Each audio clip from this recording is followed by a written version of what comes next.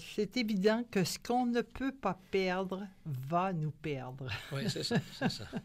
Qu'est-ce que vous voulez dire par ça? Oui, bien, si je ne peux pas perdre mon statut, si je peux pas, si je me présente à un examen et je ne peux pas le rater, je ne pourrais pas avoir la concentration, la calme suffisante la peur de ne pas réussir est toujours, paralysante. Oui, puis si je perds un avantage et je ne peux pas le perdre, c'est ça. Va me perdre. C'est la catastrophe. Oui, et puis ça, c'est comment apprendre à perdre. Oui. Mais il y a d'autres choses là-dedans aussi, puis ça, je pense que c'est une question qu'on évacue assez rapidement lorsqu'on parle des hommes et des femmes, lorsqu'on les compare, en fait, et comparer, ça ne veut pas nécessairement dire évaluer ou juger, mais c'est la question de l'intimité.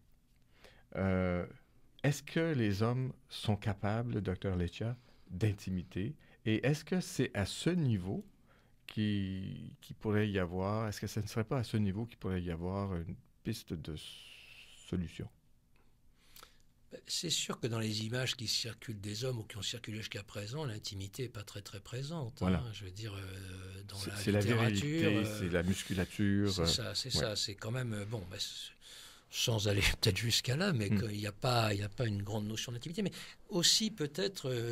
Puis on ne parle pas d'intimité sexuelle, là, ici. Non, on parle d'intimité, de langage, de tendresse, quoi, d'une certaine manière. D'échange de vulnérabilité aussi. Oui, d'échange de vulnérabilité. C'est quoi que je pense que ça commence... Parce que c'est sûr que on peut pas...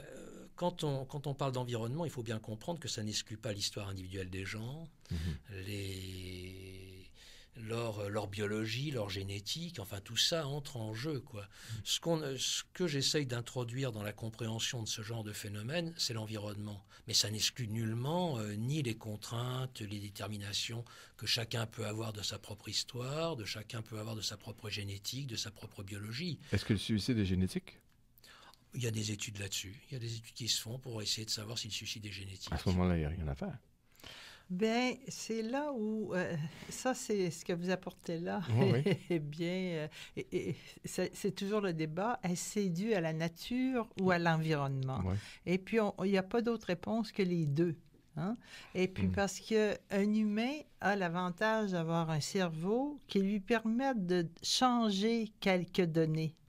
Alors que pour un animal, peut-être qu'il y a plus de difficulté de changer le contexte. À dévier de son comportement normal. Et puis la capacité qu'on a à se donner un contexte favorable, c'est peut-être jusque-là qu'on peut aller comme humain, plutôt que d'être dans un contexte défavorable et d'y rester.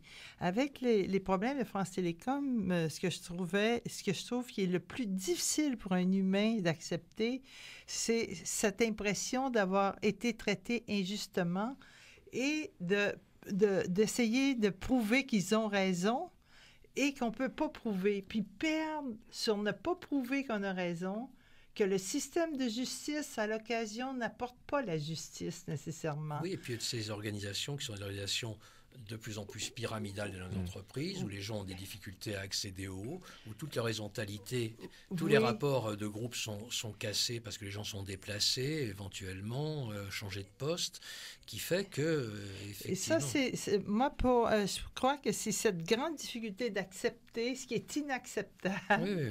Et comment ne pas se tuer parce qu'on ne peut pas le prendre. Puis ça prend cette intériorité ou cet espace donné par une réflexion. Je reviens à la question de Maurice tout à l'heure par rapport à un lien possible ou qu'on pourrait faire avec un monde de secte.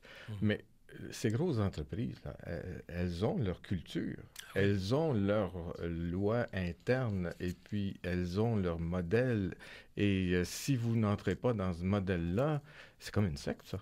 Oui. C'est comme les entreprises modernes où les gens maintenant sont sommés de venir 3 fois par semaine, prendre l'apéritif avec tout le monde. Ah oui, c'est ça. C'est-à-dire qu'il y a des modèles, effectivement, des cultures d'entreprise qui sont très, très, très prégnantes. Et dans une évolution de la masculinité où finalement la substance dont je parlais tout à l'heure n'y est pas, et c'est pas parce qu'elle ne peut pas y être, mais c'est parce qu'elle n'y est pas, dans bien des cas, que cette culture de l'entreprise prend toute la place. Oui. Et donc, à ce moment-là, la personne ne peut pas absorber Ouais, il s'identifie à son statut, Ouais. il s'identifie à sa boîte. Et elle devient aliénée. Oui. Oui, les esclaves du 21e siècle, à mon avis, ce sont les personnes qui ne peuvent pas quitter un C'est les travail galères. parce qu'ils perdent tout. Ils sont dans leur galère, là, Non, comme mais les maintenant, rameurs. avec la sécurité d'emploi, Oui. les fonds de pension liés au travail et non pas liés à la personne ne peut pas quitter si le contexte est défavorable. Alors, il n'y a pas juste la notion de vulnérabilité à un environnement déstabilisant, mais il y a les conditions qui empêchent quelqu'un de bouger et de sortir.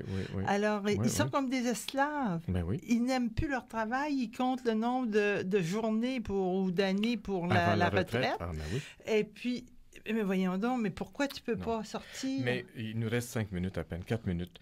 Peut-être aussi, peut-être un petit peu, justement, resituer cette histoire de différence des sexes. Peut-être c'est important, parce que je pense que c'est important aussi dans le traitement du suicide chez les hommes, cette collaboration, cette intimité avec les femmes. Oui. Et quand je parlais d'éducation, parce qu'en ce moment, naturellement, il y a un grand questionnement sur ce qu'est la masculinité, la virilité. Mais il faut quand même qu'on comprenne bien, et puis enfin, on le sait depuis un certain temps, qu'on est tous un peu féminins et masculins. On cohabite depuis tellement longtemps que ça serait étonnant qu'on n'ait pas des traits communs pour arriver à cohabiter, même le cohabiter. yin et le yang. C'est ça, cohabiter dans l'intimité même. Donc, et c'est pour ça, vous voyez, parce que ça recoupe ces histoires de maintenant, la virilité menacée, on va refaire des écoles de garçons. Non, moi je ne pense pas du tout ça comme ça. Je pense que ça, c'est une régression. Enfin, c'est mon avis. Moi, je pense qu'on doit au contraire apprendre au sexe à être complémentaires plutôt qu'à être séparés. Parce qu'on a besoin de cette complémentarité dans la situation environnementale dans laquelle on est. On a besoin à la fois de notre principe masculin et de notre principe féminin. Il s'avère que le principe masculin, actuellement, est émasculé pour cause d'impuissance par rapport à un certain nombre de données environnementales qu'on ne peut pas calculer, qu'on ne peut pas évaluer, et d'autre part que les femmes résisteraient mieux à ça. Donc, essayons d'être complémentaires et essayons de faire en sorte que dans le privé, ce soit un peu comme dans le public, que les femmes puissent exprimer leur position par rapport au malaise civilisationnel et puissent aider les hommes. Oui, mais bon, c'est bien dit tout ça, le docteur Michel. Alors, dans votre avis, le milieu était masculin maintenant. Le milieu était masculin parce que, écoutez, ce qui était masculin, enfin, quand je parle d'émasculation, je parle d'impuissance. Effectivement, ce qu'on entend de plus en plus, c'est l'impuissance. C'est l'impuissance des gouvernements à régler les problèmes, c'est l'impuissance c'est devenu trop gros. Tout est trop gros. Tout est trop gros. C'est exactement ça. Ouais. Et les dégâts planétaires sont quand même importants, et on n'a aucune notion de savoir comment les régler. Où on peut faire la différence. Mais c'est pour ça qu'il y a... moi, j'ai la chance de faire partie de groupes d'hommes. Oui. Dans les sports, dans la musique. On se retrouve en tant qu'homme, on peut déconner, on peut faire ce qu'on veut jusqu'à un certain point dans la légalité et dans la moralité. Et je pense qu'aujourd'hui, la puissance, elle est dans la petite pilule bleue pour bien des gens. Et c'est symptomatique de ce désir de tout vouloir régler avec les médicaments dans notre société, incluant l'impuissance masculine. Pas tout à fait d'accord.